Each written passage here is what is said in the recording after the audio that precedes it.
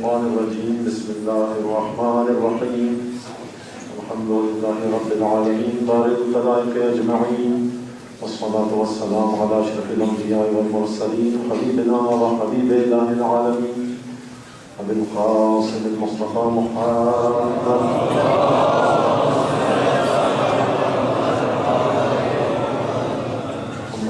والسلام على أهل بيته الطيبين الطاهرين الأئمة الميامين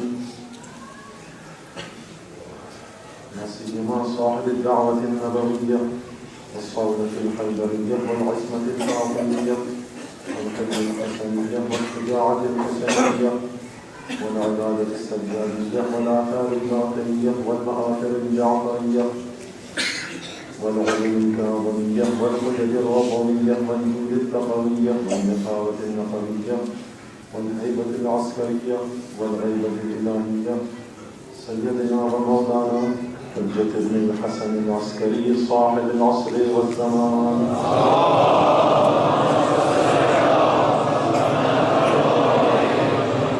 واللعنة الدائمة على أعدائهم أجمعين من الآن إلى قيام يوم الدين. أما بعد فقد قال الله تبارك وتعالى في قرآنه المجيد وفرقانه الحميد وقوله الحق وهو أصدق الصادقين. أعوذ بالله من الشيطان الرجيم وسبحان الذي بيده ملكوت كل شيء وإليه ترجعون. صدق الله العلي العظيم. ملك بلند آواز سے صلی اللہ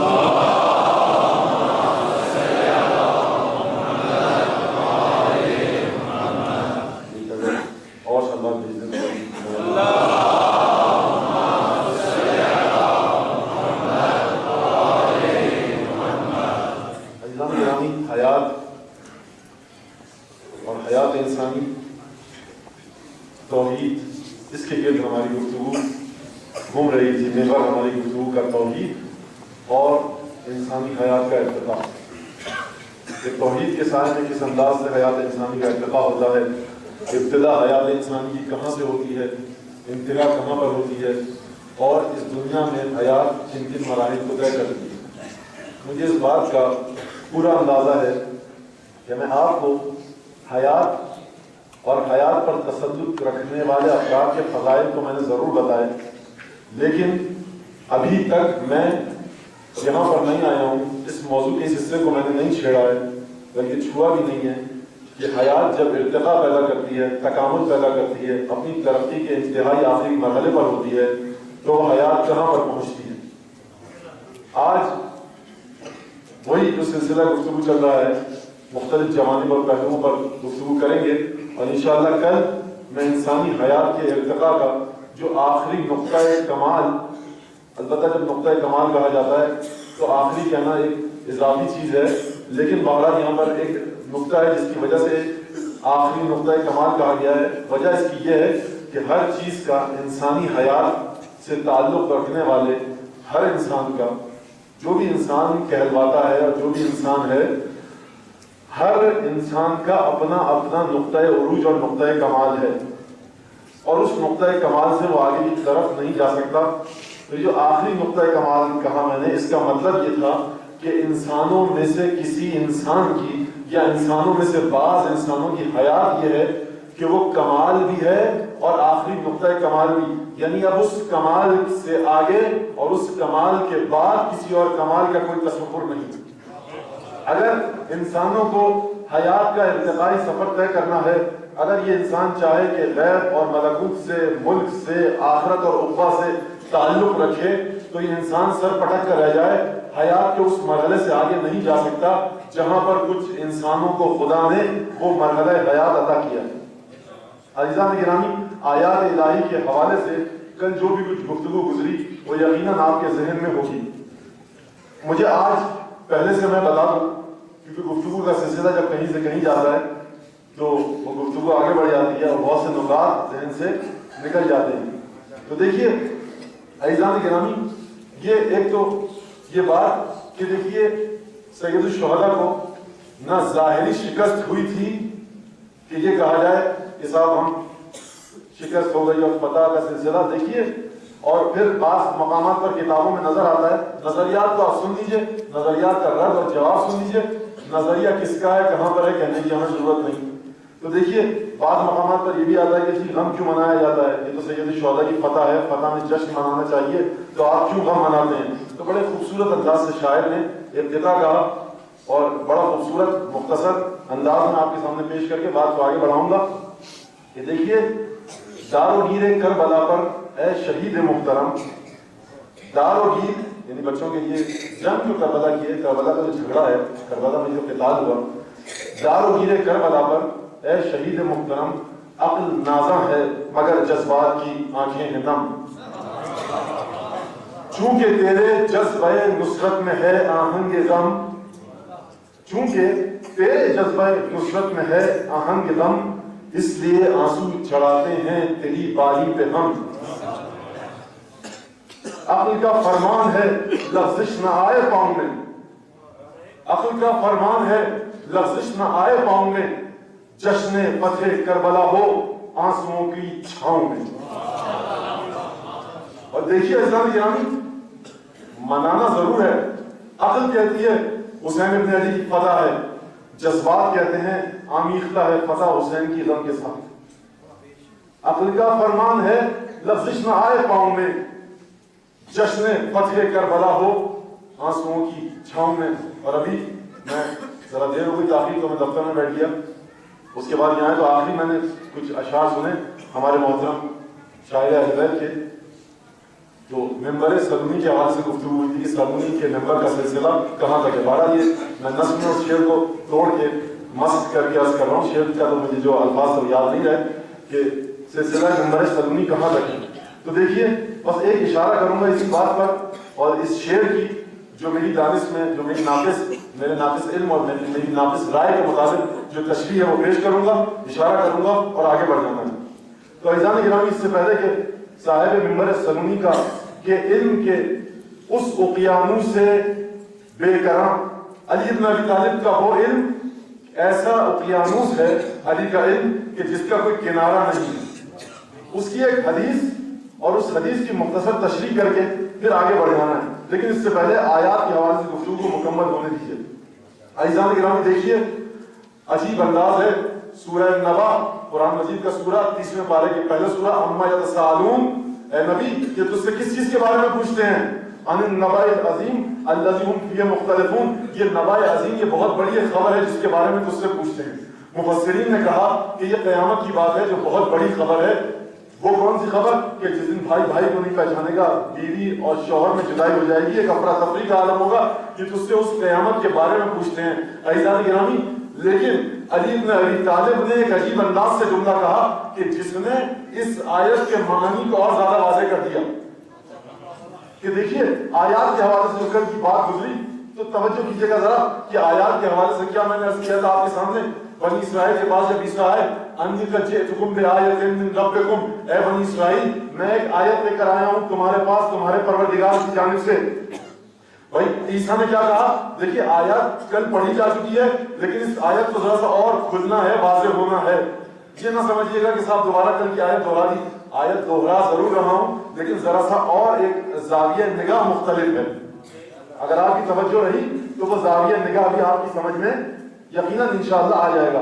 تو دیکھیے یہ ٹکڑا میں نے نہیں پڑھا تھا کہ بنی اسرائیل سے مخاطب ہو کر کہا انی قد جئتکم بآیۃ من ربکم، سورہ نساء میں اعلان ہو رہا ہے کہ اے بنی اسرائیل میں عیسیٰ ہوں تمہارے پاس تمہارے پروردگار کی جانب سے ایک آیت لے کر آیا ہوں۔ پھر میں دوہراؤں گا اس کو اور عمدن دوہرا رہا ہوں کہ اے بنی اسرائیل تمہارے پاس انی قد جئتکم بآیۃ من ربکم، تمہارے پاس تمہارے پروردگار کی جانب سے ایک آیت لے کر آیا ہوں۔ اچھا عیسیٰ کہہ رہے ہیں ایک آیت، کتنی آیتیں کہیں عیسیٰ نے؟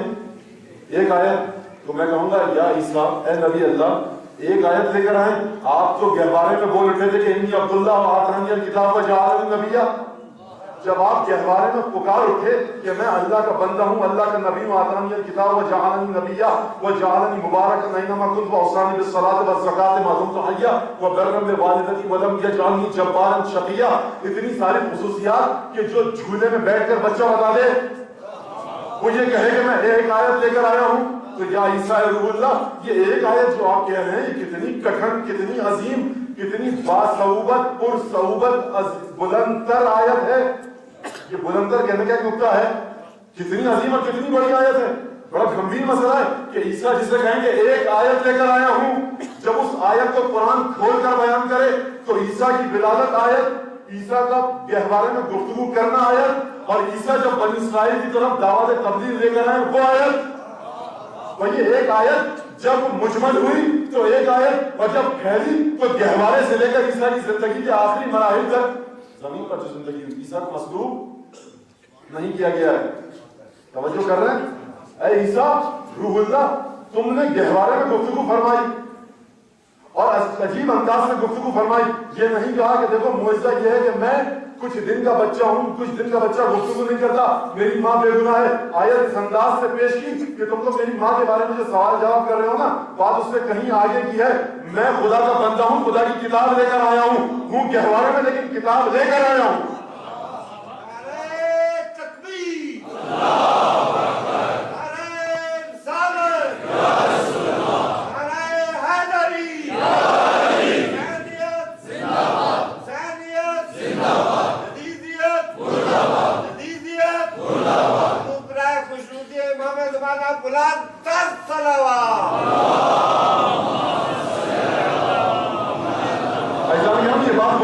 لیکن ضرورت ہے اس بات کی کہ دوبارہ اس بات کو تازہ کروں آپ کے ذہن میں. اچھا یہ آیت جھولے میں انی عبداللہ پہلی بات، آتانی الکتاب دوسری چیز، وجعلنی نبیا تیسری چیز، واوصانی بالصلاۃ والزکاۃ ما دمت حیا وجعلنی مبارکا اینما کنت ولم یجعلنی جبارا شقیا وجعلنی مبارکا. یہ 8-9 چیزیں عیسیٰ نے ایسی بیان کی کہ جو کسی اولو العزم پیغمبر کی خصوصیات ہیں. وہ جھولے میں تم لیکن پیغمبر کی خصوصیات بیان کر رہے ہو. بس یہیں تک آپ کے ذہنوں کو لانا تھا. آئیے دوبارہ موسیٰ کی جانب، کل میں آیتیں پڑھ چکا.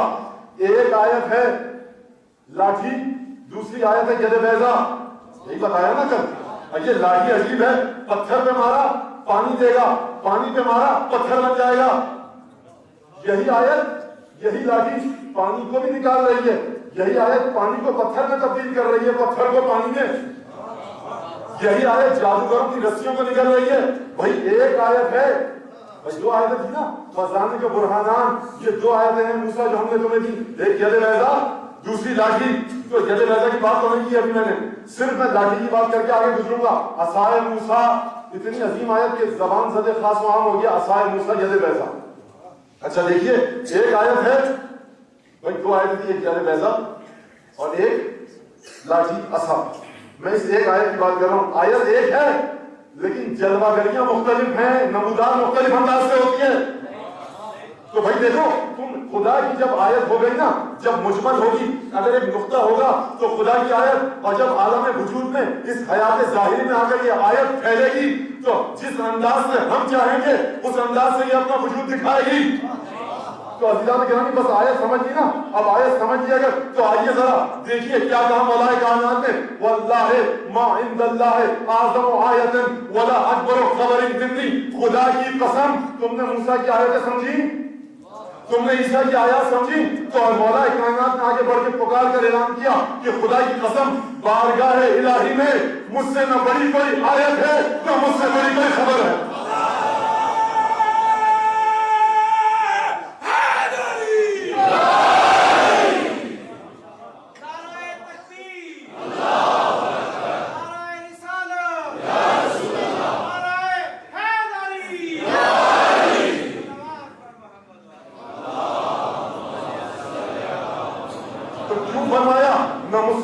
خبر ہے خدا کی بارگاہ میں، نہ مجھ سے بڑی کوئی آیت اور نشانی ہے خدا کی. کیوں فرمایا؟ یہ اعلان کرنا چاہ رہے ہیں کہ دیکھو خدا کی بارگاہ میں ہر چیز کا خزانہ موجود ہے. میں نے عرض کیا نا آپ کے سامنے، وَإِن مِّن شَيْءٍ إِلَّا عِندَنَا خَزَائِنُهُ وَمَا نُنَزِّلُهُ إِلَّا بِقَدَرٍ مَّعْلُومٍ. خدا کی بارگاہ میں کوئی خزانہ نہیں ہے، لیکن یہ وہ ہر چیز کے خزانے خدا کی بارگاہ میں ہیں. کوئی ایسی چیز نہیں ہے مگر یہ کہ اس کے خزانے پروردگار کے عالم ملکوت میں ہے، عالم غیب میں ہے. یہی تو تھی نا بات. یہ بات تھی یا نہیں تھی؟ وہ یہی تھی نا. تو یہ کس طرح سے علی ابن ابی طالب کہہ رہے ہیں کہ دیکھو خدا کا میں وہ خزانہ ہوں کہ جس سے بڑھ کر اب اور کوئی خزانہ خدا کی بارگاہ میں نہیں ہے, کوئی خدا کی بارگاہ میں آیت ایسی نہیں ہے. یا علی آپ کیا کہنا چاہ رہے ہیں؟ یعنی علی ابن ابی طالب یہ کہنا چاہ رہے ہیں کہ دیکھو خدا کی بارگاہ میں, خدا کے خزانے میں جو عظیم ترین وجود آیا وہ وجود ختمی مرتبہ تھا, وہ وجود رحمت للعالمین تھا. اور رحمت للعالمین 23 برس زندگی گزار کے چلے گئے. اب یہ علی ابن ابی طالب کی نسل کی برکت ہوگی جسے قیامت تک زندہ رہنا ہے, توحید کا پیغام پہنچانا ہے. یعنی رسول کی رسالت جہاں پر ختم ہو گئی, یعنی رسول کی رسالت ختم نہیں ہوئی جہاں پر رسول کی ظاہری زندگی ختم ہو گئی. کوئی عقیدے کا انحراف پیدا نہ ہو جائے یہاں پر کہ رسول کی رسالت ختم ہو گئی. یہ میں نہیں کہنا چاہ رہا. رسول کی رسالت ختم ہو گئی یعنی رسول کے ظاہری ایام رسالت ختم ہو گئے. جو رسول کی رسالت اب چلے گی. اب دوبارہ آئیے ذرا سورہ جمعہ کی طرف. یزکیہم ویعلمہم الکتاب والحکمہ وان کانوا من قبل لفی ضلال مبین. دوبارہ آئیے سورہ ابراہیم کی طرف. الف لام را کتاب انزلناہ الیک لتخرج الناس من الظلمات الی النور. حبیب یہ آیت ہے, یہ کتاب ہمیشہ رہے گی, اس کے ذریعے تجھے اندھیروں سے نکال کر نور کی جانب لانا ہے. تو بھائی یہیں سے سمجھ میں آ گیا بار امام کا عقیدہ کہ جب تک کتاب ہے رسول کی نسل سے کسی وارث کتاب کو زندہ ہونا چاہیے. تو یہ علی ابن ابی طالب کی آیت ہے. اور یہ آیت ایسی کہ جب آسمان سے جناب امام زمانہ ظہور کریں گے تو عیسیٰ آسمان سے نازل ہو کر امام مہدی کے پیچھے نماز پڑھیں گے. بس بات کہیں سے کہیں نکل گئی, مجھے اس طرف نہیں جانا تھا لیکن بہرحال وہ آ گئی تو میں نے عرض کر دیا. اب یہ علی ابن ابی طالب کا وجود. عزیزان گرامی, اب سمجھ میں آیا کہ جو علی کے صحابی تھے, علی کے جو صحابی تھے, علی ابن ابی طالب ان سے کیوں اتنی محبت کرتے تھے. خدا کی قسم بعض صحابی علی کے ایسے تھے کہ جب ذکر آتا تھا نا علی کا تو آنکھوں سے آنسو جاری ہو جاتے تھے. اور کبھی تنفس السعداء, کبھی علی کے سینے سے ٹھنڈی آہ نکلتی تھی. یہ کون ہے کہ جو کہہ رہا ہے کہ خدا کی بارگاہ میں نہ مجھ سے بڑی کوئی خبر ہے خدا کے پاس, نہ مجھ سے بڑی کوئی آیت ہے. یہ ہستی اپنے اصحاب کے ذکر پر تنفس السعداء, یہ ایک ٹھنڈی آہ کیوں بڑھ رہی ہے. کسی مظلوم نے جب پوچھا کہ ماں انصفک علی اس بقیہ وقتل بنوک, اے شخص علی نے انصاف نہیں کیا تیرے ساتھ. کسی مظلوم نے علی کے کسی صحابی سے پوچھا کہ بھائی اے شخص علی نے تجھ سے انصاف نہیں کیا کیونکہ خود تو زندہ بچ گیا صفین حرمان اور جوان میں, وقتل بنوک, تیرے بیٹے مر گئے لیکن خود زندہ رہا. بھائی بڑا نفسیاتی جھٹکا تھا, بڑا نفسیاتی دباؤ تھا, بڑا کٹھن اور کڑا جملہ ہے. ان سے پوچھئے کہ جن کے دل پہ اولاد کا داغ ہے, جنگ میں جھونک دیا علی نے تمہیں, تم تو زندہ رہ گئے تینوں جنگوں سے اور تمہارے بچے مر گئے. اب ہونا کیا چاہیے, ذرا سا اگر ضعف نفس ہو, کمزوری ہو نفس میں, تو یہ شخص سر جھکا لے کر کہہ دے تو ٹھیک ہی ہو. عجیب جملہ کہا. خدا کی رحمت نازل ہو اس زبان پر, جب زبان سے جملہ نکلا کہنے لگا بل ما انصفت علی اس قتل وبقیت, میں نے علی سے انصاف نہیں کیا کیونکہ علی محراب شہادت میں شہید ہو گئے اور میں علی تک زندہ بچا ہوں. یعنی میرے بچے تو چھوڑ دو علی پر قربان, خود میری ذات بھی علی پر قربان. یہ کیا وجہ تھی؟ یہی وجہ تھی جناب عزیزان گرامی کہ دیکھیے علی ابن ابی طالب کے بارے میں کیا کہا تھا. جب پوچھا گیا کسی صحابی سے کہا ینفقان بعید المدى, علی کی نظر بہت بلند تھی, وسیع تھی. ینفطر العلم من جوانبه, علم کے سوتے, علم کے چشمے علی کی ذات سے, علی کے پہلو سے پھوٹتے تھے. اب دیکھیے عزیزان گرامی, وہ سلمی ممبر سلمی کے سلسلے کی بات کی نا ہمارے محترم شاعر نے, تو دیکھیے اب وہاں پر ایک بات بتانے دیجیے. تھوڑا سا آپ کو اقتحاط کا شکار کرواؤں گا میں, لیکن یہ آپ کی اجازت سے نہیں کرواؤں گا کیونکہ بہرحال مجمع میں وہ لوگ بھی ہیں کہ جو فلسفہ پڑھتے ہیں, وہ لوگ بھی ہیں مجمع میں جو طبیعیات پڑھتے ہیں, فزکس پڑھتے ہیں. فزکس اور فلسفہ پڑھنے والے حضرات کے لیے الزو میں اقیانوس سے بے کران علم علی ابن ابی طالب کا ایک قطرہ صرف آپ کے سامنے مجھے پیش کرنا. عجیب حدیث ہے. دیکھیے ممبر سمنی نے جو دعویٰ کیا ہے نا علی نے, تو ایسا نہیں کہ ترنگ میں آ کر نعوذ باللہ مولانا نے کہہ دیا ہو. ایک حدیث دیکھیے نہج البلاغہ کے کلمات قصار کیا آ کر, عجیب حدیث ہے. اس سے پہلے کہ حدیث پیش کروں ایک چھوٹی سی بات کروں جو میرے بچوں کو پتا ہوگی, 9ویں 10ویں کا سائنس پڑھنے والے بچوں کو پتا ہوتی ہے. دیکھیے ایکشن اور ری ایکشن, عمل اور رد عمل. مخالف جہاد میں ہوتا ہے, مخالف سمتوں میں ہوتا ہے, لیکن طاقت کے لحاظ سے مساوی ہوتا ہے. یہی قانون ہے جو ہم نے پڑھا تھا, تو یہی تھا. ایکشن اور ریئیکشن مختلف ڈائریکشنز میں ہوتے ہیں لیکن اسی طاقت کے ساتھ ہوتے ہیں. یہ قانون ہے. لیکن علی بن ابی طالب کا علم دیکھیے کہ علی بن ابی طالب فزکس کے طبیعیات کے اس قانون کو ایک اعلان کرتے ہوئے کہہ رہے ہیں کہ دیکھو یہ قانون دنیاوی اشیاء کے لیے ہے لیکن تمہارے افعال کا ایکشن کے ریئیکشن اگر پوچھنا ہے تو مجھ سے آ کر پوچھو.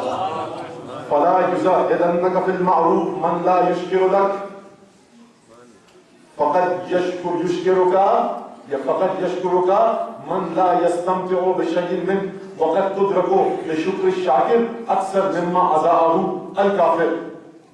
اچھا آپ سنتے جائیے جملہ. فلسفے کے قانون کے بھی علی بن ابی طالب نے توڑ کر بتا دیا اور دلیل اس کی یہ دی علی بن ابی طالب نے کہ جاؤ اپنے معاشرے میں دیکھو یہی ہوتا ہے یا نہیں ہوتا ہے. لا یزاحدنک بالمعروف. یہاں پر ذرا صبر کے ساتھ بیٹھیے گا کیونکہ بات تھوڑی سی فلسفی اور عقلی دلائل پر مبنی ہوگی. تو دیکھیے آپ توجہ کیجیے کہ مولا کائنات کیا کہہ کر گئے. یہ جو منبر سنونی ہے نا یہ عجیب منبر ہے. تو دیکھیے فرمایا کہ لا یزاحدنک بالمعروف خبردار نیک کام کرنے سے تمہیں وہ شخص بے رغبت نہ کر دے, نیکی سے تمہارے دل کو وہ اچاٹ نہ کر دے جو تمہاری نیکی کا جواب نیکی سے نہیں دیتا. فقط دیکھو فقط کبھی کبھی ایسا ہوگا اور ایسا ہوتا ہے دنیا میں کہ تمہیں وہ شخص تمہارا شکریہ ادا کرے گا, تمہاری اس نیکی کا جواب وہ دے گا کہ جس نے تمہاری نیکی سے کوئی فائدہ نہیں اٹھایا. بھائی ایکشن اور ریئیکشن, جہاں پر ایکشن تھا وہیں سے بھی ایکشن آنا چاہیے نا. میں نے نیکی کی یہاں پر لیکن مولا کائنات کا فرمان یہ ہے کہ تمہیں جواب وہاں سے ملے گا. تو دیکھیے وقت تدرک بشکر الشاکر اکثر مما اضاعه الکافر. وہ تم نے جس کے ساتھ نیکی کی تھی اور اس نے تمہاری نیکی کا جواب نیکی سے نہیں دیا, احسان فراموشی کا ثبوت دیا, تو تم اس سے نیکی نہیں ملے گی, نیکی کا جواب نہیں ملے گا. نیکی کا جواب تمہیں وہاں سے ملے گا اور اس سے بھی زیادہ ملے گا جتنی تم نے نیکی خود کی تھی. یہ علی بن ابی طالب کا علم, یہ فزکس پڑھنے والے فلسفہ پڑھنے والے ذرا اس پر غور کریں کہ یہ ایک حدیث ہے, اس کا ایک گوشہ ہے. یہاں پر علی بن ابی طالب قضاء و قدر کے مسئلے کو بھی حل کر رہے ہیں کسی حد تک, علت اور معلوم کاز اور ایفیکٹ کے مسئلے کو بھی حل کر رہے ہیں اور ایکشن اور ریئیکشن کے مسائل کو بھی بتلاتے ہوئے چلے گئے ایک حدیث کے چند جملوں میں.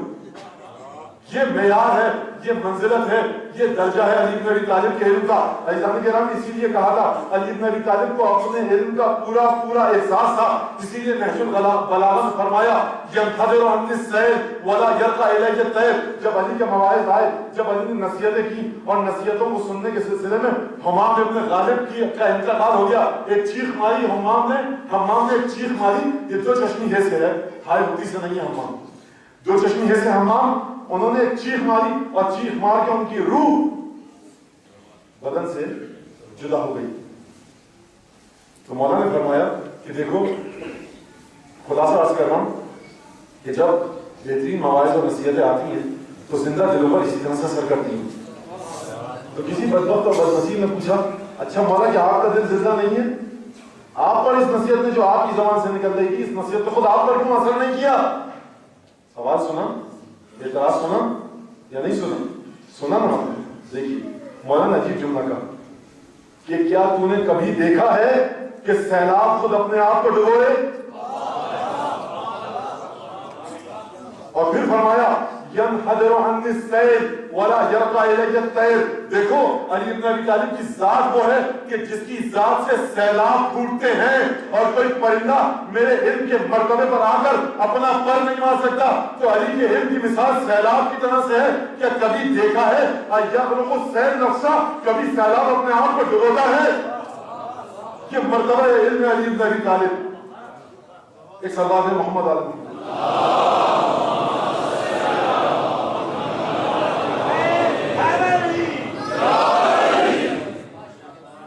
بس عزیزان گرامی, یہ حیات طیبہ, یہ زندگی اگر علی بن ابی طالب کے فرامین کے سائے میں ہوگی تو وہی اس مرتبے پر پہنچے گی جو انسانی حیات کے ارتقاء سے جس کا اتصال ہوگا.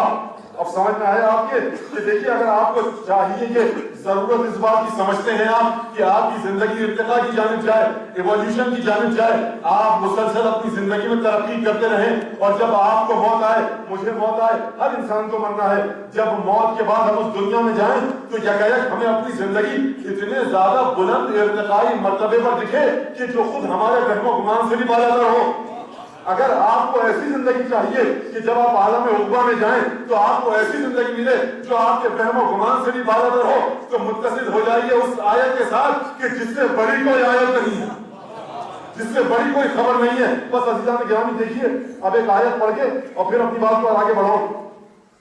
اذا زلزلت الارض زلزالها، سورہ زلزال، قرآن مجید کے تیسرے پارے کا سورہ، آخری آیت، فمن يعمل مثقال ذرة خيرا یرا ومن یعمل مثقال ذرة شرا یرا۔ الحمدللہ کہ آیت آپ کو سب کو یاد ہے۔ اب اس آیت پر تھوڑی سی توجہ اور اس کے بعد اپنی بات کو آگے بڑھاؤں گا۔ آیت نے کیا کہا کہ دیکھو حیات اتنی زیادہ پھیلی ہوئی ہے کہ پروردگار کی بارگاہ میں نہ جہنمی مردہ ہیں نہ بہشتی مردہ ہیں، نہ قبر کے مردے ہیں۔ تم لاکھ اپنے مردوں کو جلا دو، صفوف بنا کر راگ بنا کر اڑا دو، پروردگار کہہ رہا ہے حیات اتنا عجیب و غریب فینومینا ہے، زندگی ایک اتنا عجیب و غریب مقولہ ہے کہ جو زندہ ہو جائے پھر وہ نہیں مرتا، لیکن تشعرات نشأتیں مختلف ہو جاتی ہیں حیات کی۔ وہ جہنم میں جا کر ہمیشہ زندہ رہتے ہیں، یہ بہشت میں آ کر۔ اب یہاں پر اس وقت مجھے اس بات کو نہیں چھیڑنا، عزیزان گرامی بس گفتگو کو آگے بڑھاؤں۔ آیت نے کیا کہا؟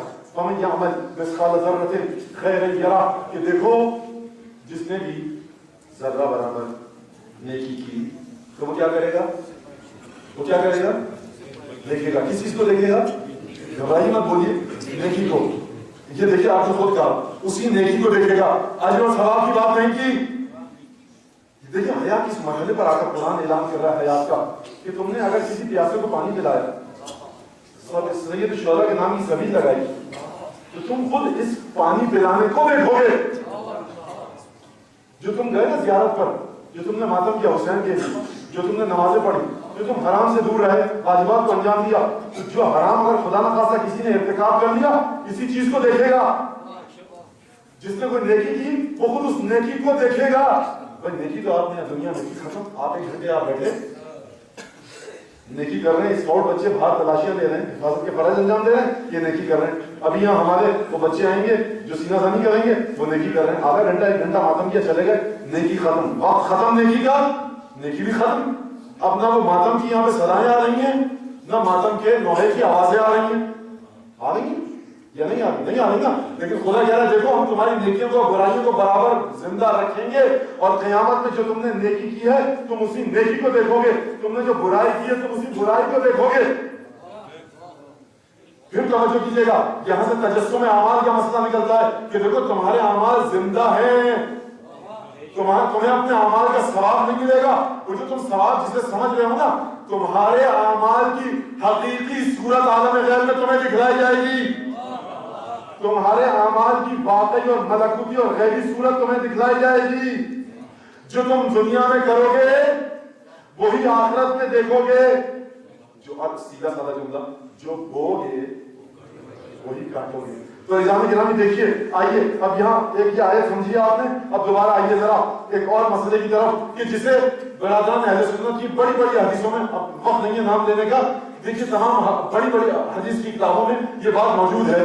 جناب صحابی جناب عبداللہ ابن عمر سے منسوب ہے یہ روایت، اس سے جناب عبداللہ ابن عمر سے کہتے ہیں کہ لما ورد رسول اللہ المدینہ آخا بین اصحابہ، جب رسول خدا مدینے میں تشریف لائے تو اپنے اصحاب کے درمیان عقد مواخات جاری کیا۔ عقد مواخات کیا ہوتا ہے؟ بھائی بھائی بننا، اسلامیات میں موجود ہے مواخات، رسول نے بھائی بھائی بنایا سب تمام اصحاب کو۔ ولم آخا بین احد وعلی، اور علی کو کسی کا بھائی نہیں بنایا۔ فجاء علی بن ابی طالب، یہ دیکھ کر علی بن ابی طالب رسول کے پاس آئے، تدمع عیناہ، علی کی آنکھوں سے آنسو جاری، یا رسول اللہ لقد آخا بین اصحابک، اپنے صحابیوں کے درمیان سب کو بھائی بنا دیا۔ مجھے کسی کا بھائی نہیں بنایا. رسول نے کہا کہ اے علی انت اخی فی الدنیا والآخرہ، اے علی تو میرا بھائی ہے اس دنیا میں بھی اور اس دنیا میں بھی. یہ جتنے اصحاب ہیں نا میں نے ان کی معرفت کے حساب سے ان کا بھائی ڈھونڈ کے بنایا ہے، لیکن تیری معرفت کا درجہ یہ ہے کہ تو اس دنیا میں بھی میرا بھائی ہے اور اس دنیا میں بھی. بس عزیزان گرامی عمل دکھایا جائے گا. رسول بتا رہے ہیں کہ اے علی تیرا عمل خود میں ہوں، یعنی تم میرے ساتھ ساتھ ہے دنیا میں، اور اے علی جب قیامت میں تیرے عمل کو دکھلانے کی باری آئے گی تو کوئی چیز پروردگار کی بارگاہ میں اس لائق نہیں کہ تیرا عمل بن کے آخرت میں خدا علی کو اس کا عمل دکھائے. اگر رسول کوئی جزا ملے گی علی کو تو وہ جزا رسول کی اخوت ہے، کچھ اور نہیں ہے.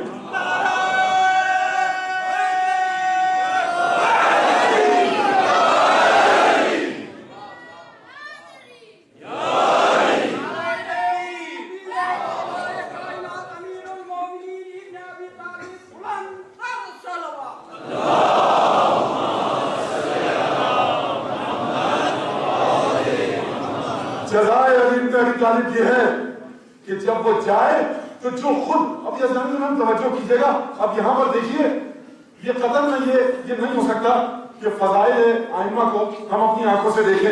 ہمیں رسول کی آنکھ سے دیکھنا ہوگا، قرآن کی آنکھ سے دیکھنا ہوگا. اب آپ اسے فضائل سمجھیں یا نہ سمجھیں، قرآن جسے فضیلت سمجھے گا اس کا بیان یہاں ہوگا. اب یہ اور بات ہے کہ ابو الفضل عباس کے فضائل صاحب کہا جاتا ہے، مسائل کی طرف نہیں آنا مجھے، جو فضائل کہے جاتے ہیں ابو الفضل عباس کے میری دانش میں، اس حقیق کی دانش میں، اب میری بھی اپنی سمجھ ہے کیا کروں، غلط ہی صحیح لیکن ہے تو نا، میں کیا کروں، جتنی بھی عقل خدا نے مجھے دی ہے. تو دیکھیے بہت سے فضائل جو ابو الفضل عباس کے بیان کیے جاتے ہیں وہ ابو الفضل عباس کے لیے ننگ اور آر ہیں، فضیلت نہیں ہے. میں آؤں گا اگر مسائل کی منزل میں آگے یاد رہا تو پیش کروں گا آپ کے سامنے. تو گرامی دیکھیے کہ جو شخص خدا کی سب سے بڑی آیت ہو، جو شخص خدا کی سب سے بڑی خبر ہو کہ جو پل صراط پر یہ کھڑے ہو کر گئے، علامہ جلال الدین سیوطی کے فرمان اور ارشاد کے مطابق کہ علی پل صراط پر کھڑا ہوگا، جس کی منزلت کی ہوگی، جس کی حیثیت کی ہوگی کہ ایک ایک کا چہرہ دیکھے گا اور جہنم کی آگ کو مخاطب کرے گا. ھذا عدوی خوشی ہے، ھذا صدیقی وصیتی داعی ہے. اے جہنم کی آگ، اسے چھوڑ دیں یہ میرا ماننے والا ہے، اسے پکڑ لے یہ میرا دشمن ہے. تو جس کے وجود کی منزلت یہ ہے، جو پروردگار کی بارگاہ کی سب سے عظیم آیت ہے، جو پروردگار کی بارگاہ کی سب سے بڑی خبر ہے، تو اب جب پروردگار کے پاس اس سے بڑی کوئی چیز ہے ہی نہیں تو پروردگار اس بندے کو دے گا تو کیا دے گا؟ وہی اب پروردگار کے پاس اس بندے کو دینے کے لیے صرف ایک چیز رہ گئی ہے. اے علی تو نے اتنا ارتقاء کا سفر طے کیا، اے علی پروردگار کی زبان حال اگر یہ کہوں تو یہ ہے، پروردگار کی زبان حال یہ ہے کہ علی تو نے اتنے امتحان دیے، حیات کی ارتقاء کے وہ مراحل طے کیے، تو حیات کے اس درجے پر ہے کہ جہاں پر صرف تو زندہ نہیں ہے، تو اپنے ماننے والوں کو بھی زندہ کرے گا. تو صرف اس مرحلے پر نہیں ہے، تو اس مرحلے پر ہے کہ اگر تو سلمان کو حیات دے دے تو میرا رسول یہ کہے کہ سلمان ایسا سمندر کہ جس کی تہ تک نہیں اترا جا سکتا، ایسا خزانہ جو کبھی ختم نہ ہو، اے علی تیری حیات کا یہ مرتبہ. تو اے علی جب تیری حیات کا یہ مرتبہ، اے علی تو میری سب سے بڑی آیت، اے علی تو میری سب سے بڑی خبر. اب تو قیامت میں جب میرے پاس آئے گا تو اللہ کے پاس سوائے نبی اکرم کے سب سے بڑا تحفہ جو خداوند تبارک و تعالی علی بن ابی طالب کو دے سکتا ہے عالم عقبہ میں، وہ محمد مصطفیٰ کی اخوت ہے. یہ معرفت علی بن ابی طالب کی علامت ہے، یہ علم علی بن ابی طالب کی علامت ہے کہ دیکھو کبھی کسی ہمہ شمع کا مقابلہ علی سے نہ کروانا. علی ابن ابی طالب اگر کسی کے ساتھ ہے تو رسول کے ساتھ ہے، اگر کسی کا ہم پلہ ہے تو رسول کا ہم پلہ ہے، سوائے نبوت کے، سوائے نبوت کے. تو عزیزان گرامی دیکھیے وہ جو کہا نا شاعر نے، اب یہاں پر پھر جتنے شعر مجھے یاد آ رہے ہیں سن لیجیے آپ.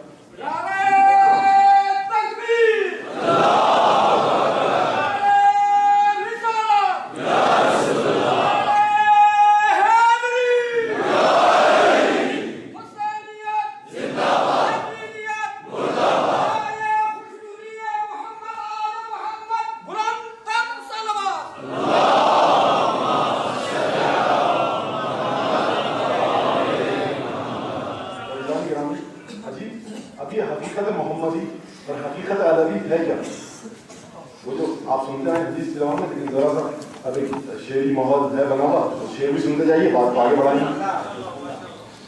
گل ہو گیا زمین پہ اوہام کا چراغ, گل ہو گیا زمین پہ اوہام کا چراغ, تشکیک سے یقین کو حاصل ہوا فراغ. اب یقین خالص انداز میں زمین پر آ گیا, تشکیک سے یقین کو حاصل ہوا فراغ, اترا دماغ دل میں تو دل بن گیا دماغ. اور وہ جتنے شعر یاد آ رہے ہیں وہ میں پڑھا سنا رہا ہوں آپ کو, شاید اس میں سے کوئی حس ہو جائے, مجھے نہیں یاد, کوئی میرا سننے والا جانتا ہے تو وہ بیچ میں لقمہ دے کے تصحیح کر سکتا ہے. بالکل.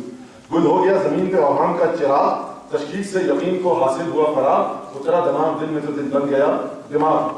یہ آئے تو حریم نظر میں اذاں ہوئی, یہ آئے تو حریم نظر میں اذاں ہوئی, سرمائے روزگار کو زرعی قبا ملی, ہستی ہوئی قدر کے گلے سے قضا ملی, ہستی ہوئی قدر کے گلے سے قضا ملی. اور بس مختصر کر کے اب دیکھیے, توجہ کیجیے گا. آغوش میں رسول کو اپنی دعا ملی, آغوش میں رسول کو اپنی دعا ملی. اور رسول خدا کے دفعہ آئے ہیں, جیسے ہی نصف نور ملا, نصف نور سے اپنے کو کردگار نے دیکھا غرور سے. منبر پہ آفتاب تکلم آیا ہوا, موجے مئے غدیر لیے خم آیا ہوا, دریائے مرحمت میں تلاطم آیا ہوا, دریائے مرحمت میں تلاطم آیا ہوا. مختصر کر کے بس حس کرتے ہوئے, ڈالی نگاہ فخر سے دنیا میں دین پر, ڈالی نگاہ, یہ کون انسان آیا ہے زمین پر جو زمین فخر سے آسمان کی طرف دیکھ رہی ہے, ڈالی نگاہ فخر سے دنیا میں دین پر, قرآن آسمان سے اترا زمین پر.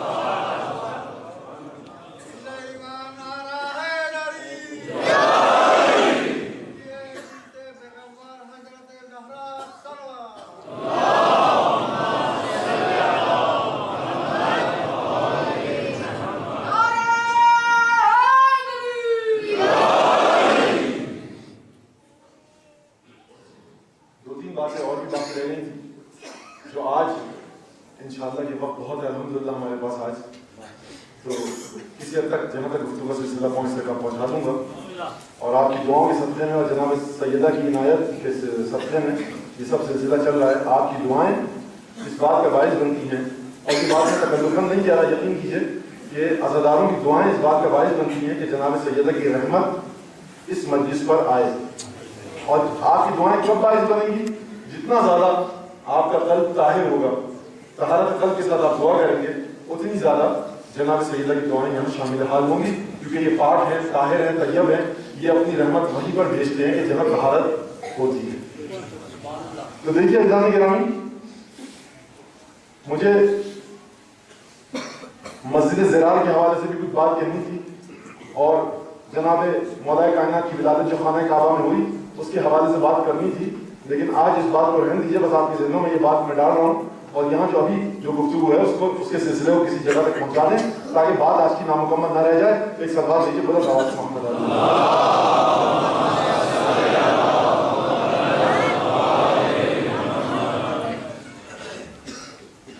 ہم نے آیات کی بات کی کہ آیات الہی کس انداز کی ہوتی ہیں. اگر اجمال میں آ جائے تو ایک آیت, اگر پھیل جائے تو عجیب انداز سے اپنے آپ کو جلوہ نما کرتی ہے, دکھلاتی ہے, اپنی نشاندہی کرواتی ہے, لوگوں تک اپنا اعلان خود کرتی ہے. علم علی ابن ابی طالب اس انداز سے ایک حدیث لے کر کسی حد تک اس کا مختصر سا ایک آپ کے سامنے شرح کہیے, تشریح کہیے, ظاہری معنی کہیے, جو بھی کہیے وہ یہ ہے. اب ذرا دوسری آیت خدا کی آئیے ذرا جناب. جب حضرت نوح نے 950 سال تقریباً قرآن کے مطابق تقریباً تبلیغ کی, اور اس کے بعد کوئی حضرت نوح کی دعوت پر لبیک نہیں کہا, کچھ انگوش شمار افراد نے نوح کی دعوت پر لبیک کہا, تو اب ایک دفعہ نوح کے صبر کا پیمانہ لبریز ہوا, اور سورہ نوح میں پروردگار نے جو آیت پیش کی وہی آیت تھی کہ دیکھو نوح نے ایک صرف ایک آیت, سورہ نوح ہے تقریباً 28 آیتیں ہیں اس کی, ایک آیت صرف پیش کر کے کہ دیکھیں نوح کے صبر کا پیمانہ کتنی شدت سے لبریز ہوا. رب لا تذر علی الارض من الکافرین دیارا, پروردگار کافروں میں سے کسی کو اس زمین پر مت چھوڑ, سب کو مار دے. 950 سال تبلیغ کی, یہ بہت وقت ہو گیا ہے, اس میں سے کوئی بھی ایمان نہیں لایا. اور جب پروردگار نے سورہ ہود میں اسی طرح کا نوح کی زبان سے یہ آیت نقل کی تو نوح نے گفتگو کی یا نوح قد جادلتنا اکثر تجدالنا، نوح تم نے بہت بحث کر رہے ہو ہم سے اور بہت زیادہ بحث کر لی، فاتنا بما تعدنا، اے نوح اگر ہمت ہے تو وہ عذاب جس کی بات کرتے ہو لا کر دکھاؤ ذرا ہمیں۔ نوح کی قوم مجھے یہ کہنا، صبر و حوصلے سے سنیے گا آپ اس بات کو، یہ بھی جو آیت میں نے انتخاب کیا اس کا کسی نتیجے تک آپ کو پہنچانا ہے۔ تو دیکھیے تھوڑا سا حوصلہ چاہیے ہوگا، تھوڑا سا صبر، میں آیات کی ہر ممکن جس حد تک روشنی ڈال سکتا ہوں، یہ کہنا بھی البتہ گستاخی ہے لیکن اردو کا جملہ ہے، کیا کریں، آیات پر ہم روشنی ڈالیں گے، آیات ہمارے ذہنوں پر روشنی ڈالیں گی۔ تو دیکھیے ہم آیات کو جس حد تک واضح کر سکے، عربی کے آیات میں ہمارا جتنے نکات چھپے ہوئے ہیں اس کے اندر وہ آپ کے سامنے میں پیش کروں گا، اور ان آیات سے ہم انشاءاللہ کسب ذوق کریں گے، کسب نورانیت کریں گے کہ یہ آیات ہمیں کہاں لے جانا چاہتی ہیں۔ تو دیکھیے جب یہ گفتگو ہو گئی تو کہا کہ دیکھو میں کل اس آیت کو پڑھ چکا لیکن اشارتاً پڑھا تھا اور تفصیل سے میں اس قصے میں داخل نہیں ہوا تھا، میرے خیال سے ایسے ہی ہوا تھا نا، تفصیل سے نو کا قصہ میں نہیں پڑھا تھا۔ تو دیکھیے ہمارے پاس وقت بھی ہے تقریباً 15 منٹ، تو 5 منٹ اس قصے میں لیں گے اور باقی 5-7 منٹ جو ہیں وہ منازل مسائل کی ہم طے کریں گے۔ تو دیکھیے یہاں پر جب نوح نے یہ کہا تو پروردگار نے کہا اچھا نوح یہ بات ہے تم بددعا کر رہے ہو تو ٹھیک ہے ایک کام کرو، بس بأعیننا ہماری آنکھوں کے سامنے، ہماری نگاہوں کے سامنے، ہماری وحی کی روشنی میں تم کیا بناؤ، کشتی بناؤ۔ اچھا کلما مر علیہ ملأ من قومہ، جب بھی نوح کے پاس ان کی قوم کا کوئی آدمی گزرتا تھا تو کیا کرتے تھے، سخروا منہ، تو وہ تمسخر اڑا کے جاتا تھا، یہ بات کل ہوئی یا نہیں ہوئی ہے نا۔ اچھا تو انہوں نے کیا کہا، ان نسخر منکم، ہم بھی تمہارا ایک دن مذاق اڑائیں گے، ہم بھی تمہارا ایک دن مذاق اڑائیں گے، تمسخر اڑائیں گے جس طرح تم آج ہمارا مذاق اڑا رہے ہو۔ بھائی نوح کی نگاہ جانتی ہے کہ کشتی بنوا رہا ہے پروردگار تو کسی خاص مقصد کے لیے۔ قرآن کی آیت سے یہ بات سمجھ میں نہیں آتی کہ طوفان کی اطلاع دی گئی تھی نوح کو یا نہیں دی گئی تھی، قرآن کی آیت میں اس کا ذکر نہیں ہے، اور میری حد تک انسان کوشش یہ ہوتی ہے کہ قرآن سے بہت زیادہ دور نہ ہو، ہم آیات کے حوالے سے ہماری گفتگو چلتی رہے۔ تو دیکھیے جب بھی یہ ہوتا تھا، اچھا اس کے بعد کیا ہوا، فَإِذَا جَاءَ أَمْرُنَا، یوں دیکھو جب ہمارا امر آئے گا تو یہاں پر تمام جانوروں کے جوڑوں کو اٹھانا اور تم اپنی کشتی میں سوار کر لینا، وَلَا تُخَاطِبْنِي فِي الَّذِينَ ظَلَمُوا، اور دیکھو نوح ایک بات یاد رکھنا، یہاں توجہ سے سنیے گا بڑے حوصلے کے ساتھ، وَلَا تُخَاطِبْنِي فِي الَّذِينَ ظَلَمُوا۔ دیکھیے آیت بڑی اہم ہے اور میں سورت کے ساتھ نہیں گزرنا چاہتا کیونکہ پروردگار کا لہجہ بڑا کڑا اور تلخ ہے، بڑے لب و لہجہ پروردگار کی آیات کا بڑا کڑا ہے، کٹھن ہے، تلخ ہے، بڑے سنجیدہ انداز میں، اور قرآن شاید واحد ایسی کتاب ہو جہاں پہ آپ کو ابتدا سے آخر تک ایسا لگے گا کہ ایک نہایت ہی منضبط، منظم اور عجیب قسم کا کہ جو تمام اصولوں پر پابند ایک ہستی ہے جو گفتگو کر رہی ہے، کہیں غیر ضروری بات آپ کو نظر نہیں آئے گی، ایک ایک لفظ نبت اللہ جچا ہوا قیراتی، جس طرح سونے کو توڑتے ہیں قیرات کے اندر، ہیرے کو توڑتے ہیں قیرات میں، تو اسی طرح سے نبت اللہ اور جچا ہوا یہ کتاب آئی ہے، جچی ہوئی نبی کی کتاب آئی، بڑا عجیب، وَلَا تُخَاطِبْنِي فِي الَّذِينَ ظَلَمُوا۔ اچھا دوبارہ دیکھیے میں آپ کو بول تو ضرور کروں گا لیکن یہ آیات ہیں اور اگر آپ آیات پہ کما ہوا حق کو نہ سمجھ سکیں تو پھر جو نتیجہ ہے اس کی اہمیت بھی آپ کو نہیں پتہ لگے گی۔ اگر بچے کے ہاتھ میں اس کی رپورٹ کارڈ یا مارک شیٹ دے دی جائے، صاحب ایکچولی میں 100 میں سے 100 اور میں یہ بچہ پڑھا ہو، اس نے پورے سال میں لکھا ہو، تو اسے سمجھ میں نہیں آئے گا کہ محنت کر کے پڑھائی کی لذت کیا ہوتی ہے۔ تو آپ کو تھوڑا سا تھکانا چاہ رہا ہوں کہ جب آپ تک نتیجہ ہے تو آپ اسے لطف اندوز بھی ہوں، آپ معرفت کے مناظر بھی طے کریں اور آپ کو سمجھ میں آئے کہ صاحب یہ کوئی معمولی چیز نہیں ہے جہاں جس نتیجے کی جانب ہم جا رہے ہیں۔ یہ نوح کون ہے؟ یا نوح اصنع الفلک بأعیننا ووحینا، نوح ہماری وحی کے سائے میں، ہماری آنکھوں کی روشنی کے سائے میں، ہماری آنکھوں کے ذریعے تم کشتی کو بناؤ، ہے بات کہ نہیں ہے؟ ٹھیک ہے۔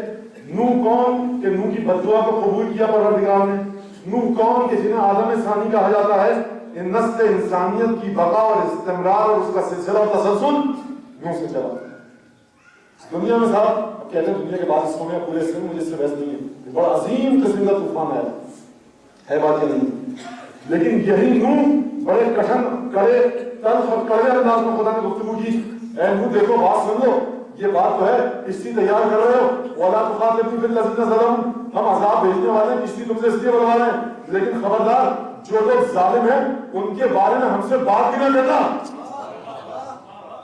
پروردگار میرا نبی ہے، اتنا عظیم 950 سال ایک قرآن کا سورہ پورا نوح سے مختص، نوح کا قصہ کئی مقامات پر، آدم ثانی نوح، نسل انسانی کے استمرار اور تسلسل کا نقطۂ آغاز نوح، کشتی بناؤ ہماری آنکھوں کے سامنے، ہماری وحی کی روشنی میں مسلسل ہماری وحی کی مدد شامل، ہماری نظروں کی مدد شامل۔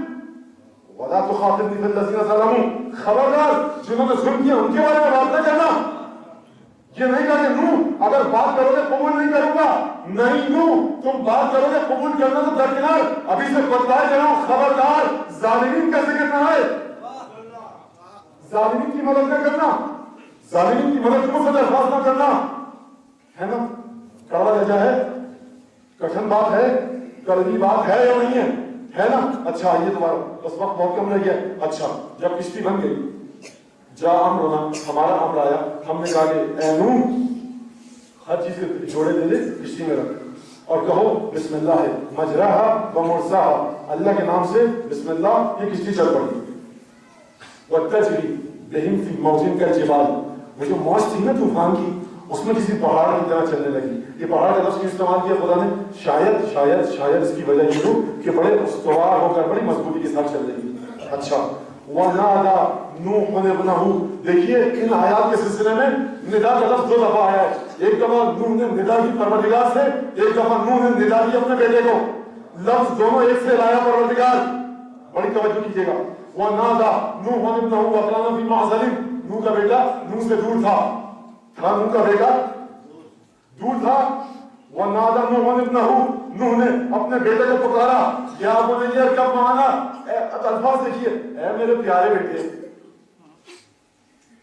یا بنیا، اے میرے پیارے بیٹے، لاڈلے بیٹے، یہ بنیا کا ترجمہ یہ اردو میں ہو سکتا ہے، یا بنیا، اے بیٹا، ارکب معنا وَلَا تَكُن مِنَ الْكَافِرِينَ، اے نوح کے بیٹے، اے بیٹا دیکھ کافروں میں سے مت ہو جا، ہمارے ساتھ آجا، چڑھ جا اس کشتی پر۔ بیٹے نے کہا سآوی الی جبل یعصمنی، ابا جان رہنے دیجیے کشتی کو، جب پانی آتا ہے تو اونچائی کی طرف جاتا ہے۔ اچھا نقطہ آیا کہ یہ سآوی الی جبل، یہ جبل نکرے کی صورت میں آیا ہے، نکرہ آیا ہے، الف لام نہیں آیا اس کے اوپر، کسی پہاڑ کی طرف چلا جاؤں گا، پناہ لے لوں گا۔ تو اس سے یہ سمجھ میں آتا ہے کہ نوح بڑی عظیم گہرائی، توجہ کیجیے گا، یہ جو مباحث ہیں، یہ جو گفتگو ہے، یہ ہواؤں میں نہیں کی جا رہی، ایک ایک آیت کے لفظ کو لے کر اس کو پوری طرح واضح کیا جا رہا ہے، مدد مانگی جا رہی ہے جناب مولا کائنات کے صدقے میں کہ آیات واضح ہو سکے، آپ کا ذہن ایک مقام تک پہنچ سکے۔ سآوی الی جبل یعصمنی، کہ دیکھو میں ایک پہاڑ کی جانب چلا جاؤں گا۔ یہ جو الی جبل کہاں نہ لگا، اس سے سمجھ نہیں آتا ہے کہ نوح کا بیٹا سمجھ رہا تھا کسی بھی پہاڑ پہ چلا جاؤں گا، بچ جاؤں گا طوفان سے۔ نوح کے بیٹے کو بھی گھمبیر وقت کا، گھمبیر حالات کا اندازہ نہیں تھا، کسی بھی پہاڑ کی طرف چلا جاؤں گا، بچ جاؤں گا۔ سآوی الی جبل یعصمنی، میں ایک کسی پہاڑ کی جانب چلا جاؤں گا، وہ پہاڑ مجھے بچائے گا۔ دیکھیے یہ نہیں کہا میں بچ جاؤں گا، وہ پہاڑ مجھے بچائے گا۔ یہ کسی کو خود ڈول رہی ہے، چل رہی ہے پانی پہ، پہاڑ ایک جگہ پہ رکا ہوا ہے، بابا جان میں کسی پہاڑ پہ چلا جاؤں گا، بچ جاؤں گا۔ انہوں نے کیا جواب دیا؟ لا عاصم اليوم من امر ربی، دیکھو اے بیٹا آج کے دن میرے پروردگار کے حکم سے تمہیں کسی کو بھی کوئی نہیں بچا سکتا، الا من رحم، یعنی جس پر اللہ کی رحمت نازل ہوگی صرف وہی بچ سکتا ہے۔ یہ پہاڑ اور پہاڑیاں کسی کام کی نہیں ہے، توجہ یا نہیں؟ بھائی نوح یہ رحمت الہی کا ذکر کہاں سے آ گیا؟ بات کرو کشتی کی تو نوح کہیں گے دیکھو ہے تو کشتی، دوبارہ آئیے آیات کی طرف، عزیزان گرامی دوبارہ آئیے آیات کی طرف، ہماری آنکھوں کے سامنے بناؤ، ہماری وحی کی روشنی میں بناؤ۔ جب یہ کشتی بنی خدا کی آنکھوں کے سامنے، خدا کی وحی کے سامنے، تو اب نوح کہہ رہے ہیں، یہ نہیں کہہ رہے کہ جو کشتی میں سوار ہو جائے گا بچ جائے گا، کہہ رہے ہیں کہ جس پر خدا کی رحمت ہوگی وہ بچے گا۔ یعنی نوح بتانا چاہتے ہیں کہ دیکھنے میں تو ہے کشتی لیکن ہے خدا کی رحمت کا مرکز، مچھر پہاڑ کی طرف۔ اب یہ گفتگو جاری تھی، مجھے پتا ہے کہ آپ کے ذہن تڑپ رہے ہیں نتیجے کی طرف آنے کے لیے، اور بہت سے میرے معزز اور محترم سننے والے ان کی اس خصوصیت کا میں احترام کرتا ہوں کہ اکتاہٹ ہو گئی ہے انہیں، لیکن مجبور ہوں گے۔ اکتاہٹ اگر ہو گئی ہے تو یہ آیات کا سلسلہ ہے، میں آیات کو تو قرآن سے نہیں نکال سکتا بھائی۔ تو دیکھیے ایک سلمان میری مل کے محمد آئے،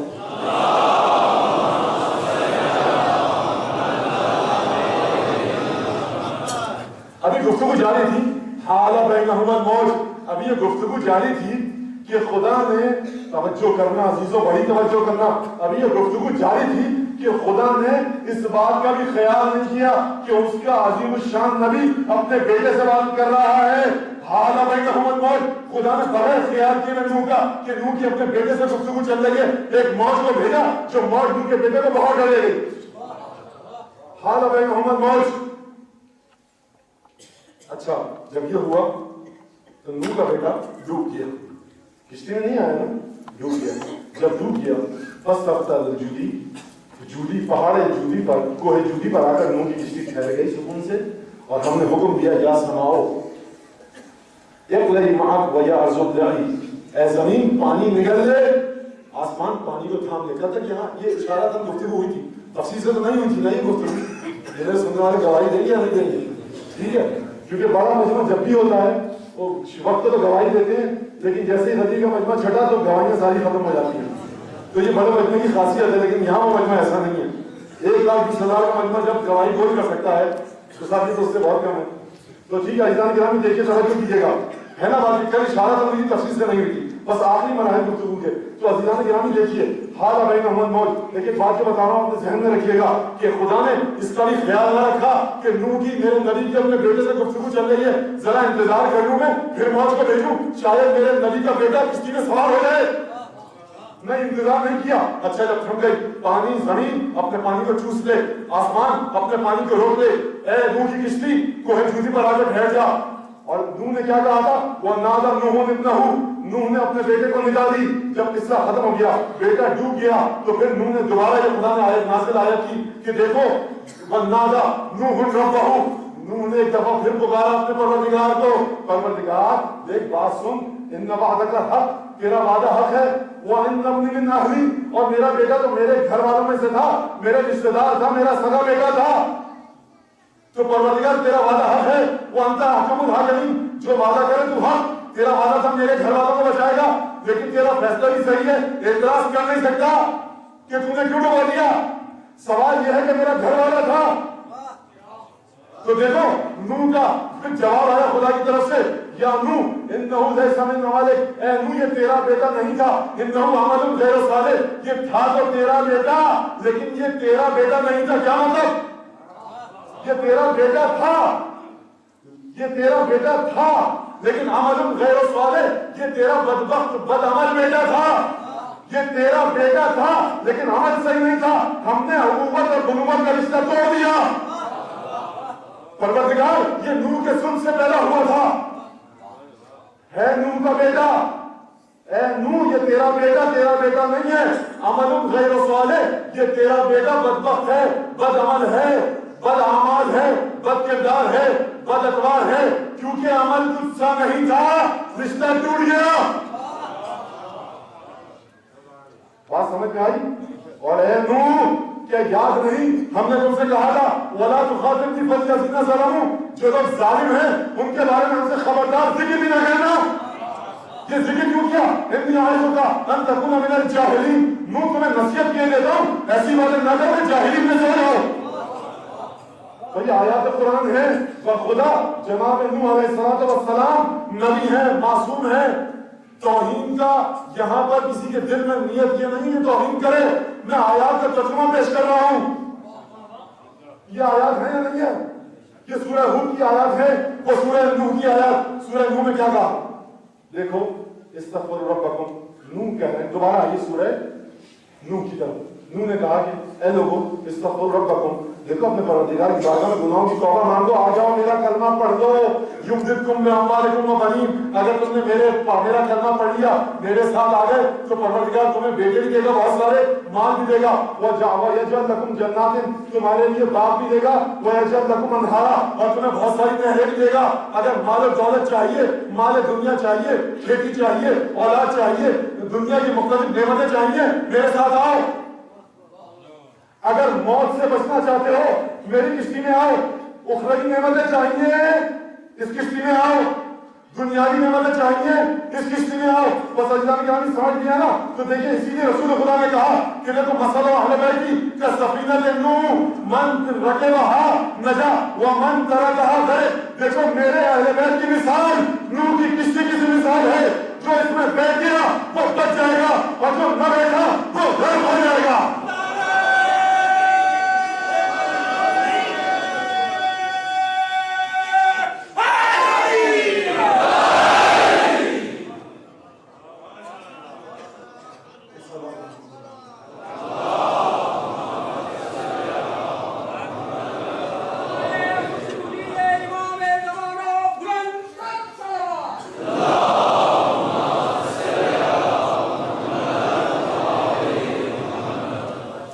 یہاں تک آپ آ گئے نا؟ تو دیکھیے خبردار اس سفینہ اہل بیت میں جتنے بھی آپ جتن کر ڈالیے. جب نوح اپنے بیٹے کو جو بد اخلاق تھا بد اعمال تھا نہ آ سکا تو اس سفینہ اہل بیت کی مثال یہ ہے, حقیقت یہ ہے, کبھی کوئی بد اخلاق آدمی اس میں نہیں آ سکے. اور اس کی خصوصیت یہ ہے کہ دیکھیے کبھی دنیاوی رشتوں کے ذریعے سفینہ اہل بیت کو نہ جانچیے گا. وہاں نوح کا بیٹا تھا, ہٹ گیا, لیکن یہاں فاطمہ, حسن, حسین اور علی نبی کے گھر والے بھی ہیں, نبی سے دنیاوی تعلق بھی ہے, نبی سے اخروی تعلق بھی ہے.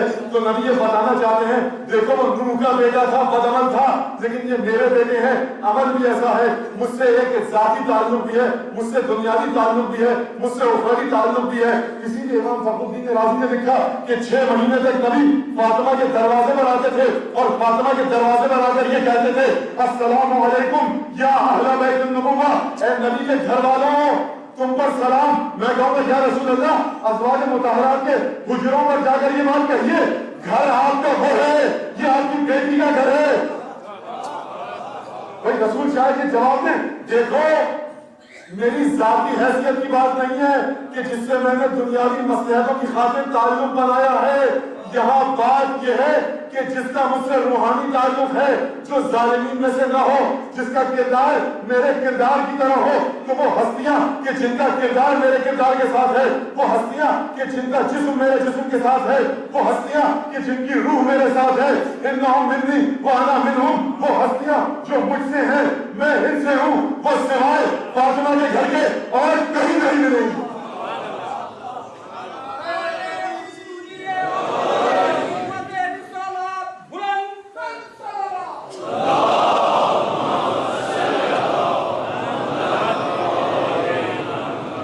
کشتی نوح کیا ہوئی؟ کشتی نوح کی حقیقت یہ ہے کہ اگر آؤ گے اللہ کی رحمت ملے گی. کشتی نوح کی حقیقت یہ ہے کہ خبردار پنجتن کے سامنے بڑے سے بڑا پہاڑ بھی اگر ہو, کوئی پہاڑ نما شخصیت اگر ہو, تم یہ سمجھو کہ صاحب فلاں شخصیت بہت بڑی ہے, فلاں انسان بہت بڑا ہے, فلاں دعا بہت بڑی ہے, فلاں نماز بہت بڑی ہے, تمہیں جو بھی کرنا ہوگا پنجتن کے راستے سے آ کر کرنا ہوگا. جو عمل ہوگا تمہارا وہ پنجتن کی کشتی میں بیٹھ کے کرنا ہوگا. اگر پنجتن کی کشتی میں نہ بیٹھے نوح کے بیٹے کی طرح لاکھ کہتے رہو کہ میں پہاڑ پہ چلا جاؤں گا, دیکھو اہل بیت کے سامنے دنیا اور آخرت کی کوئی بھی طاقت اہل بیت کے ارادے کے سامنے نہیں رک سکتی. تو یہ بات سمجھ میں آئی آپ کے کہ دیکھیے, اور یہ بھی بات سمجھ میں آئی کہ جو اہل بیت کی کشتی سے منہ موڑ کر جائے وہ نوح کے بیٹے کی طرح ہے, اسے احساس ہی نہیں حالات کی گھمبیر ہونے کا. جو تم دنیا میں ہو نا اہل بیت کو چھوڑ کے کسی اور کے دروازے پر گئے ہو, تو یہ نوح کے بیٹے کی مثال ہے کہ تم اہل بیت کی کشتی کو چھوڑ کر کسی پہاڑ کی جانب جاؤ. دیکھو جس طرح سے پہاڑ نوح کے بیٹے کو نہ بچا سکا, کوئی انسان تمہیں خدا کے عذاب سے نہیں بچا سکتا بجز کشتی ہے اہل بیت کے.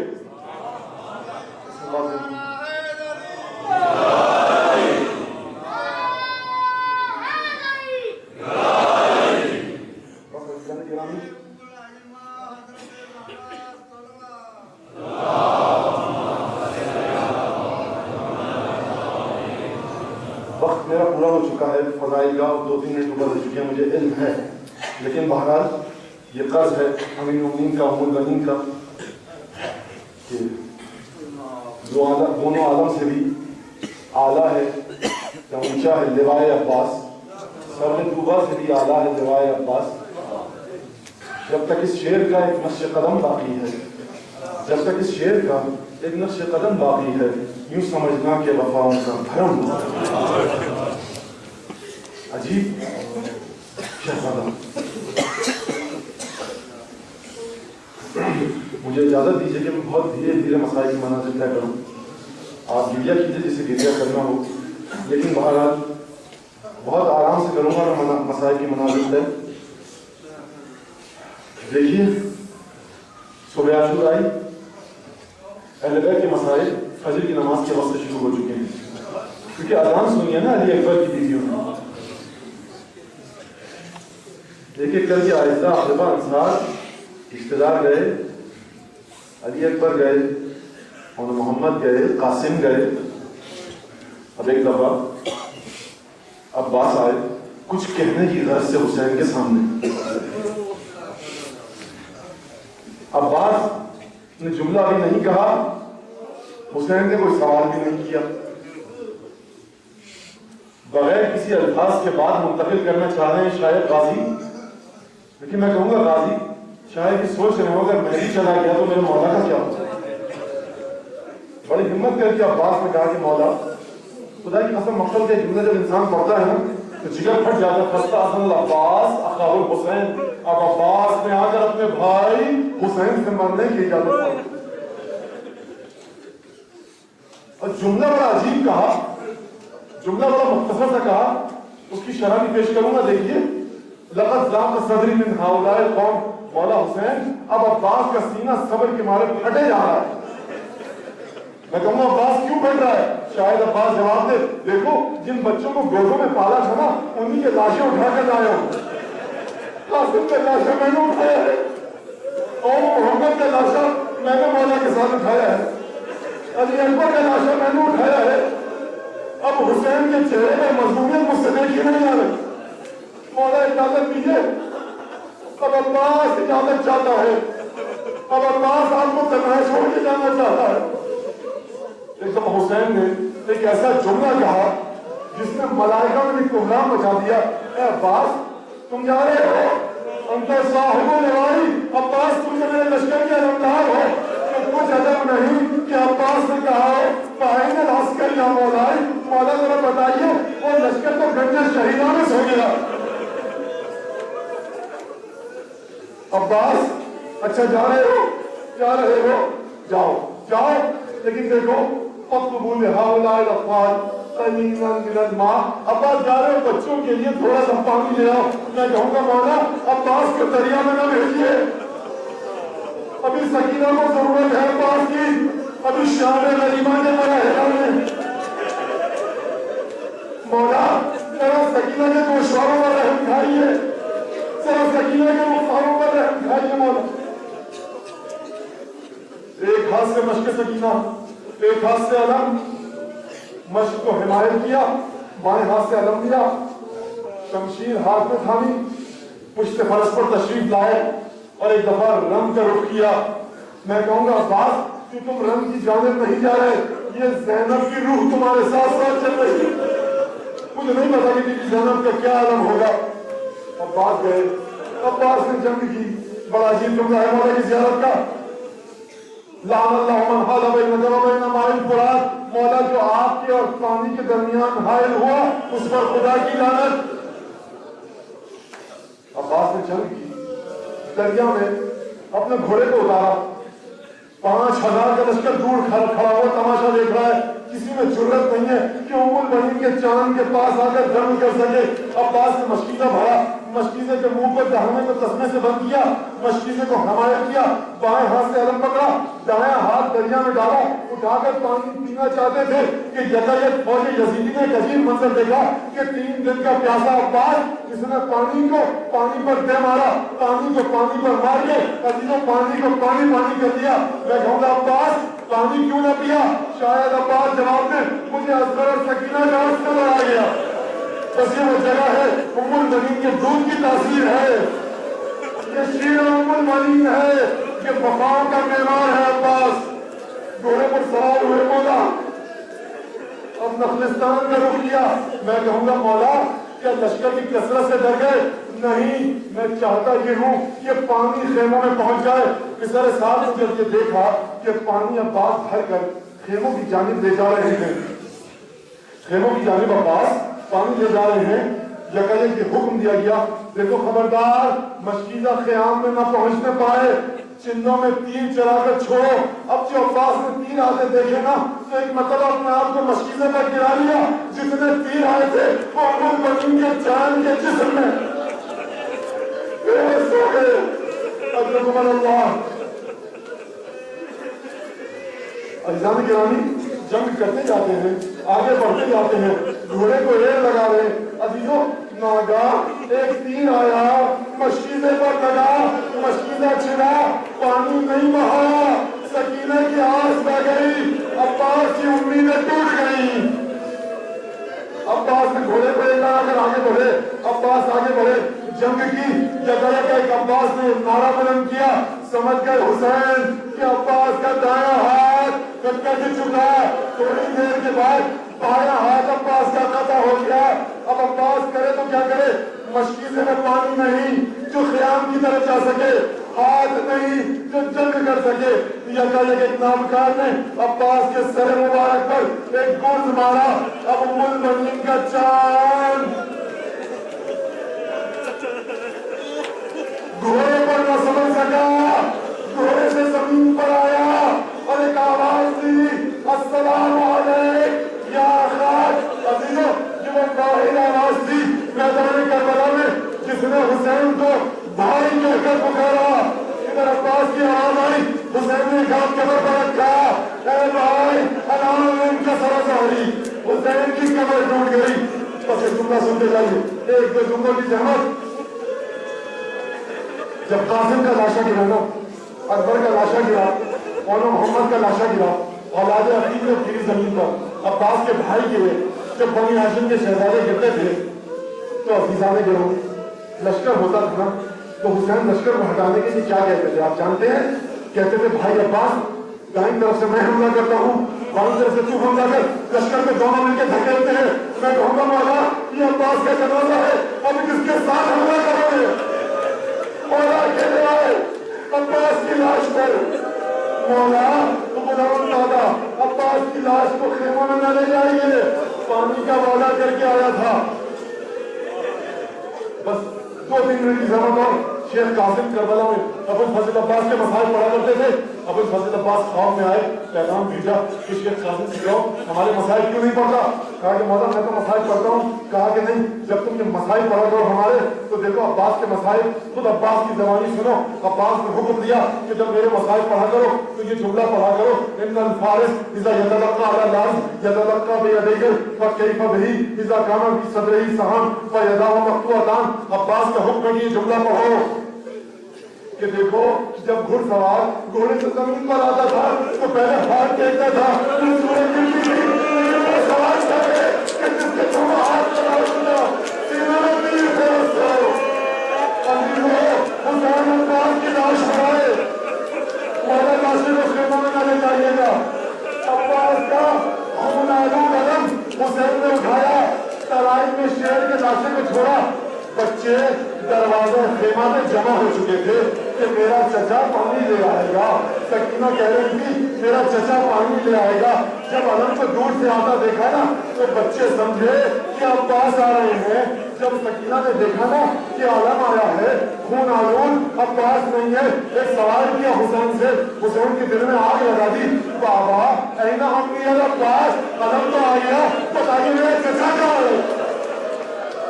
حسین نے کوئی جواب نہ دیا، بس گئے عباس کے خیمے کے عموم کو، عباس کے خیمے کے ستون کو گرا دیا۔